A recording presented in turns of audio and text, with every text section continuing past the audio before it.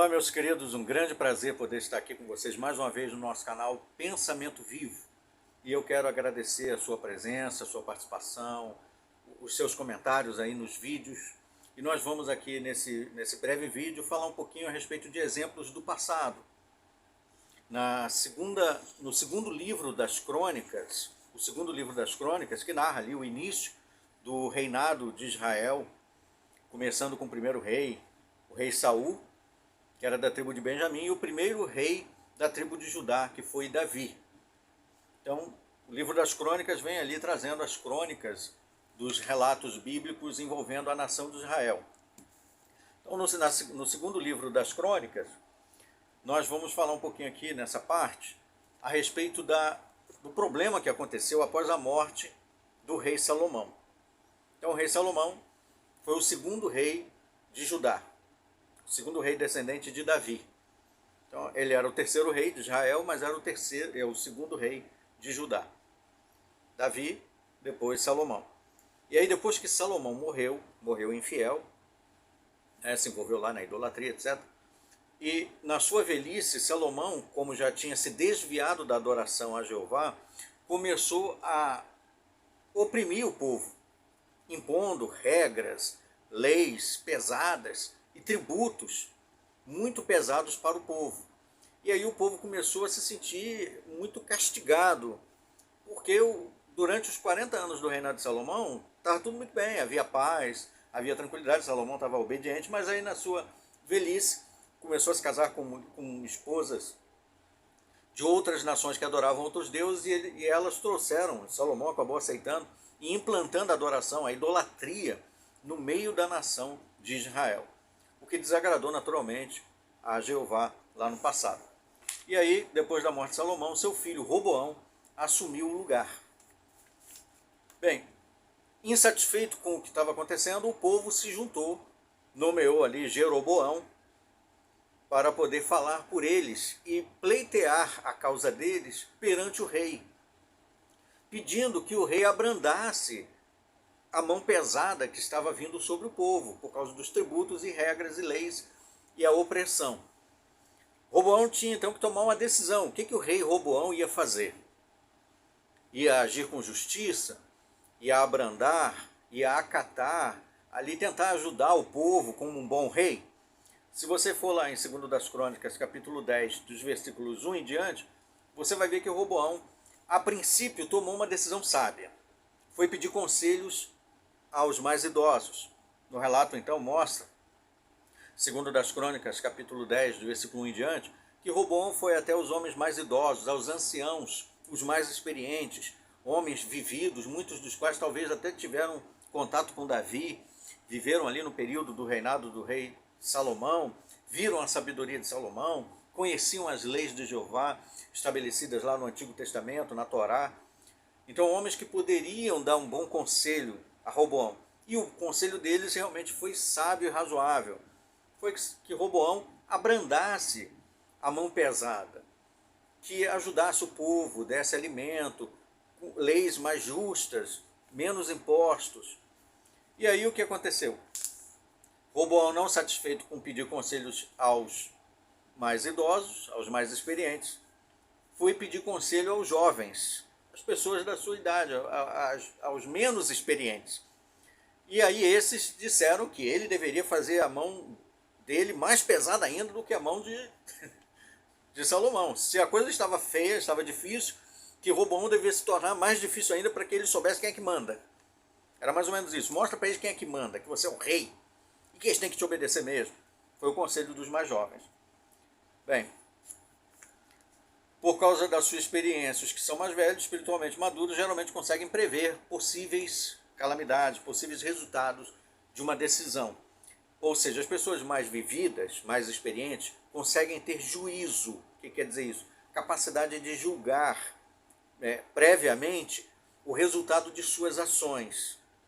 Ter um vislumbre do que poderia, das consequências. A pessoa inconsequente é aquela que não mede as consequências, que age por impulso, que simplesmente age por causa do momento presente. E não se importa com o que vai vir depois. Quando vem, aí que vê a desgraça que aconteceu. As pessoas que são ajuizadas são aquelas que medem as suas consequências, que calculam e analisam. Então Roboão tinha o conselho dos idosos, pessoas ajuizadas, e o conselho de jovens inconsequentes. Ele escolheu o conselho dos jovens inconsequentes e disse para o povo que se a mão de Salomão era pesada, a dele seria mais ainda. O resultado, o povo não aceitou aquilo, não tolerou isso. E com isso, as 12 tribos de Israel, que estavam todas ali, alinhadas para ser submissas ao rei de Israel, que no momento era Roboão, eram 12 tribos, 10 tribos se rebelaram. E aí houve, um cisma, houve uma divisão. 10 tribos se rebelaram e nomearam Jeroboão como seu rei. O rei das 10 tribos, que passou a ser conhecido como reinado de Israel, que era chamado de reino setentrional, reino do norte. E as outras 2 tribos continuaram ali, leais a Roboão, porque era a própria tribo onde estava o reino, a tribo de Judá, e a tribo menor, a tribo de Benjamim. Então houve essa divisão. Então isso nos ensina diversas lições. Diversas lições. Quem é o melhor conselheiro? A quem nós devemos recorrer em busca de conselhos?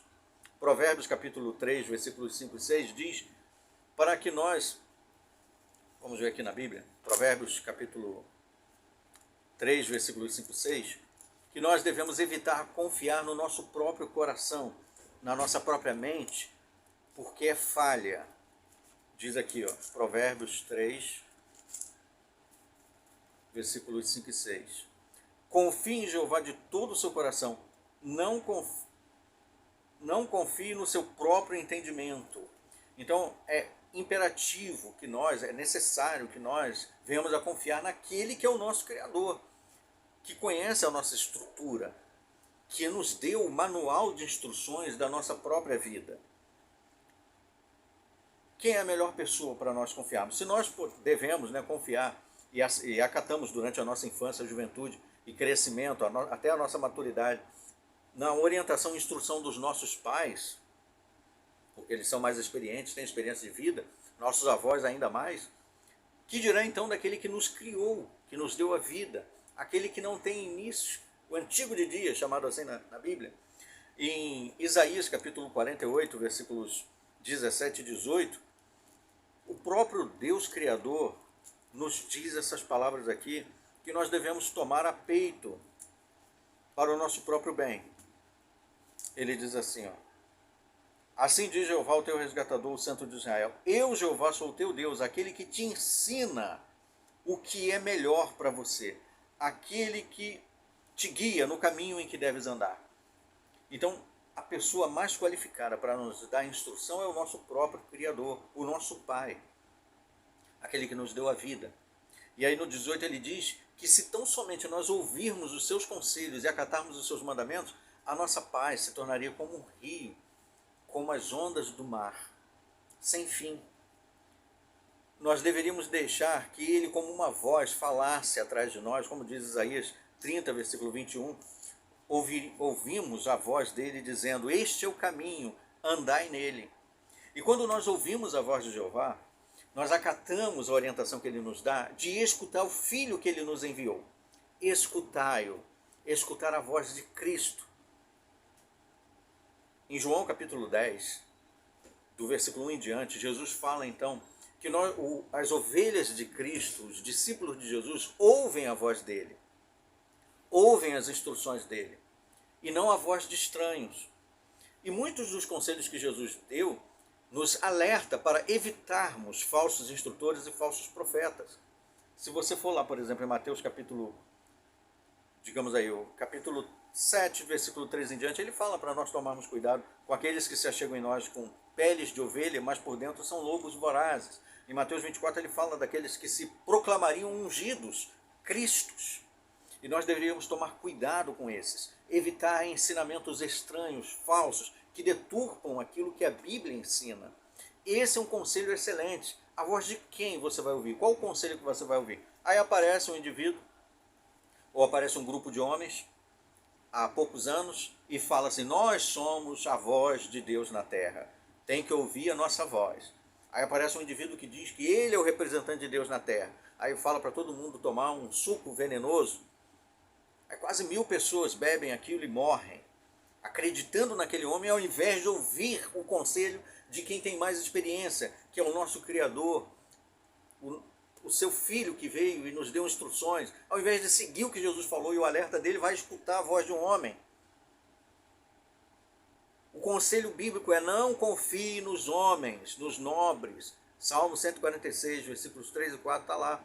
Não confie em governantes humanos. Para a vida eterna, eles não podem te dar vida eterna. Quem pode dar vida eterna é Jeová, é Cristo. É o conselho deles que nós devemos ouvir, não o conselho de pessoas que são falhas.